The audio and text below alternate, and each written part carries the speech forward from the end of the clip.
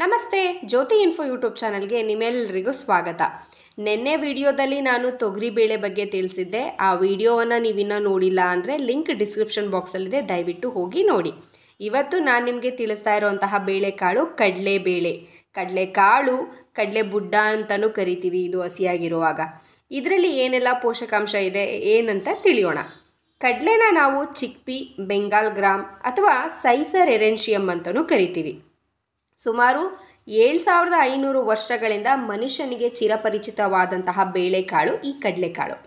ಇವತ್ತು ವಿಶ್ವದಲ್ಲಿ ಕಡಲೆಯನ್ನು ಬೆಳೆಯೋದ್ರಲ್ಲಿ ಭಾರತ ಪ್ರಪ್ರಥಮ ಸ್ಥಾನದಲ್ಲಿದೆ. ತುಂಬ ಖುಷಿ ವಿಷಯ ಇದು. ಇನ್ನು ಈ ಕಡಲೆಬೇಳೆಯಲ್ಲಿ, ಕಡಲೆಕಾಳಲ್ಲಿ ಎಷ್ಟು ಪೋಷಕಾಂಶ ನಮಗೆ ಸಿಗುತ್ತೆ ಅಂತ ನೋಡೋಣ.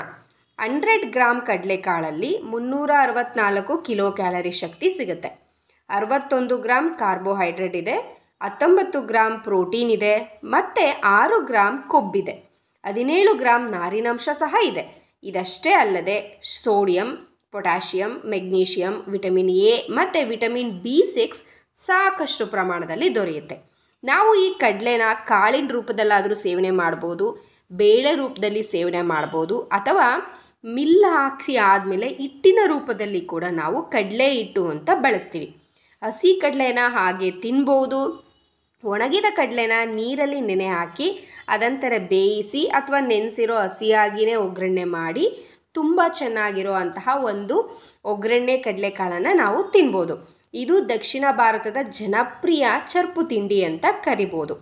ಕಡಲೆಬೇಳೆನ ಸಾಮಾನ್ಯವಾಗಿ ಸಾಂಬಾರಿನ ಬದಲು ಕೂಟ್ನಲ್ಲಿ ಹೆಚ್ಚಾಗಿ ಉಪಯೋಗಿಸ್ತಾರೆ.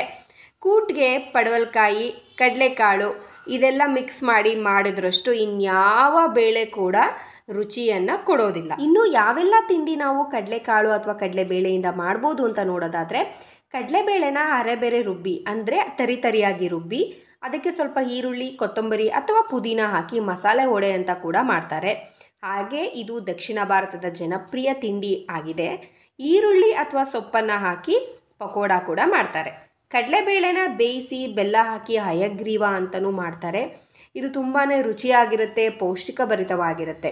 ಕಡಲೆಬೇಳೆನ ಬೇಯಿಸಿ ಬೆಲ್ಲ ಹಾಕಿ ರುಬ್ಬಿ ಹೂರಣ ಮಾಡ್ತಾರೆ. ಹೋಳಿಗೆ ಮಾಡಲು ಇದು ತುಂಬಾ ಅತ್ಯಗತ್ಯ. ಹಾಗೆ ಕಡಲೆಬೇಳೆನ ನೆನೆ ಹಾಕಿ ಕೋಸಂಬರಿ ಮಾಡೋ ಪದ್ಧತಿ ನಾನು ನಿಮ್ಗೆ ಆಲ್ರೆಡಿ ಹೇಳಿದೆ. ಅಕ್ಕಿ ಮತ್ತು ಕಡಲೆಬೇಳೆನ ಅರೆದು ಆವಿಲಿ ಬೇಯಿಸಿ ದೋಕ್ಲಾ ಅಂತ ಕೂಡ ಮಾಡ್ತಾರೆ. ಇದು ಕೂಡ ತುಂಬ ಪೌಷ್ಟಿಕಾಂಶ ಇರುವಂತಹ ಒಂದು ತಿಂಡಿ. ಕಡಲೆ ಹಿಟ್ಟಿಂದ ನಾನಾ ಬಗೆ ಸಿಹಿ ತಿಂಡಿ ಮತ್ತು ಖಾರದ ಪದಾರ್ಥವನ್ನು ಮಾಡ್ತಾರೆ.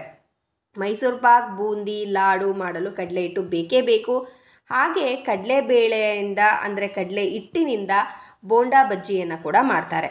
ಇಡೀ ಕಡಲೆನ ಹುರಿದು ಅದ್ರ ಮೇಲಿನ ಸಿಪ್ಪೆ ತೆಗೆದ ಮೇಲೆ ಉಳಿಯುವಂಥ ಕಾಳನ್ನು ಉರಿಗಡಲೆ ಅಂತ ಕರಿತೀವಿ. ಇದನ್ನು ಪುರಿ ಜೊತೆಯಲ್ಲಿ ಉರಿಗಡಲೆಯನ್ನು ಬೆರೆಸಿ ತಿನ್ನುವಂತಹ ಪದ್ಧತಿ ಕರ್ನಾಟಕದಲ್ಲಿದೆ. ಉರಿಗಡಲೆ ಚಟ್ನಿ ಜನಪ್ರಿಯ ಕೂಡ ಆಗಿದೆ. ಈ ಎಲ್ಲ ವಿಷಯಗಳು ನಿಮಗೆ ಇಷ್ಟ ಆಗಿದೆ ಅಂತ ನಾನು ಅಂದ್ಕೊಳ್ತೀನಿ. ದಯವಿಟ್ಟು ನನ್ನ ವಿಡಿಯೋವನ್ನು ನೋಡಿ ಸಪೋರ್ಟ್ ಮಾಡಿ, ಶೇರ್ ಮಾಡಿ. ನಾನು ಮಾಡೋ ವಿಡಿಯೋ ಎಲ್ಲ ಫುಡ್ ರಿಲೇಟೆಡ್ ಆಗಿರುತ್ತೆ. ನಾವು ತಿನ್ನೋ ಆಹಾರದಲ್ಲಿ ಎಷ್ಟೆಲ್ಲ ಪೋಷಕಾಂಶ ಇದೆ ಅನ್ನೋದು ತಿಳ್ಕೊಳ್ಳೋದು ತುಂಬಾ ಅತ್ಯಗತ್ಯ ಆಗಿರುತ್ತೆ. ಈ ವಿಡಿಯೋಗಳನ್ನು ಸಪೋರ್ಟ್ ಮಾಡೋದ್ರ ಮೂಲಕ, ನೋಡೋ ಮೂಲಕ, ಶೇರ್ ಮಾಡೋದ್ರ ಮೂಲಕ ಸಪೋರ್ಟ್ ಮಾಡಿ. ನನಗೆ ಲೈಕ್ ಮಾಡಿ, ಶೇರ್ ಮಾಡೋದನ್ನು ಕೂಡ ಮರಿಬೇಡಿ.